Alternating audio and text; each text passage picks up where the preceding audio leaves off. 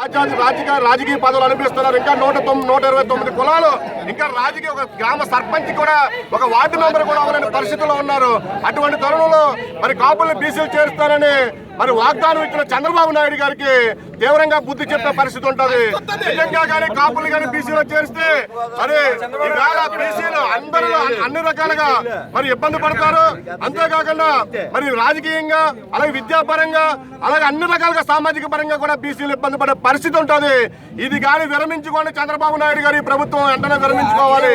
లేకపోతే బీసీలు తెలుగుదేశానికి వెన్నుముకనే మీరే చెప్పారు. ఈవేళ మరి బీసీలు ఓట్లు తెలుగుదేశాన్ని వెన్నుముక అన్నారు.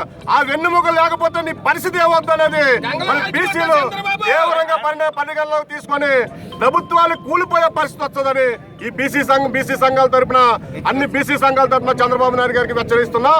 మరి ఫ్యూచర్ లో మా కార్యాచరణ బీసీ సంఘాలన్నీ కూడా కార్యాచరణ రూపొందించి తీవ్ర స్థాయిలో మరి ఉద్యమ బాటలో నడుపుతారు. ఎందుకంటే మేము ట్రైన్లు తగలబెట్టి, అలాగే పోలీస్ స్టేషన్ తగలబెట్టి బ్లాక్ మెయిల్ రాజకీయాలు మేము చేసే శాంతియుతంగా ఉంటుంది. బీసీలందరూ కూడా రోడ్డు మీదకి వస్తారు. ప్రతి బీసీ వాడి కూడా మనోభావాలు దెబ్బతినేలాగా ఈ ప్రభుత్వం నడుస్తూ ఉంది. దయచేసి ఈ ప్రభుత్వం ఒళ్ళు దగ్గర పెట్టుకొని మరి దీని మీద అనుసరించి కాపుల్ని బీసీలో చేర్చే అంశాన్ని పక్కన పెట్టి మరి చట్టసభలో 50% బీసీలకు రిజర్వేషన్లు ఇవ్వాలి. అన్ని రంగాల్లో బీసీలు రిజర్వేషన్లు ఇవ్వాలి. బీసీ సప్లాన్ 20,000 కోట్లతో ఆర్ కృష్ణన్న గారు చెప్తే 6,600 కోట్ల రూపాయలు ప్రవేశపెట్టడానికి నానా పాటలు పడ్డారు.